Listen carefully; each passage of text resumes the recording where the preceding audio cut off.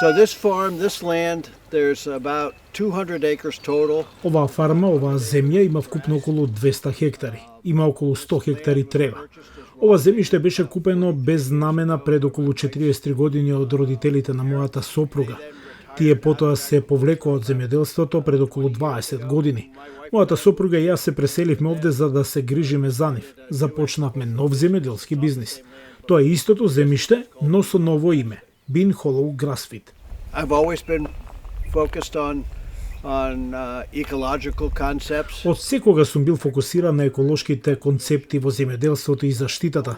Единствениот начин на кој ме интересираше земјоделството, искрено, беше од еден вид системска гледна точка која навистина се фокусира на здравјето на земјиштето, здравјето на почвата и здравјето на луѓето. Тоа само ми направи континуитет на практики кои вклучува регенеративно земјоделство. This is a very productive agriculture. Ова е многу продуктивно земјоделство. Ова е тип на систем што може да го нахрани светот.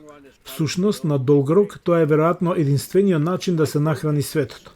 Мојот фокус е повеќе локален, но во однос на продуктивноста, ако сакате да го измерите производството по хектар, производството по животно, производството по финансиски влез, сите тие метрики може да се надминат со регенеративното земјоделство во споредба со конвенционалното земјоделство.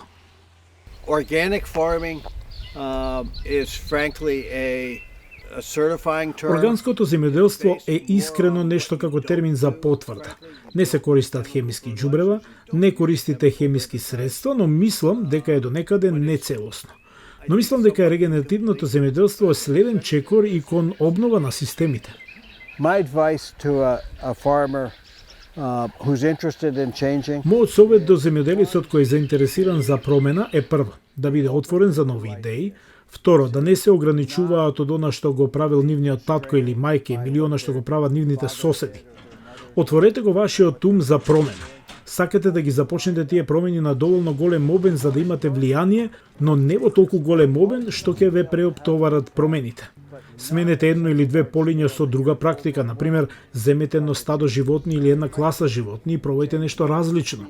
Тоа нека биде комбинација на отвореност за големи промени, но да изнајдете вистински мали промени со текот на времето, за да се тестирате и да изградите сопствен капацитет.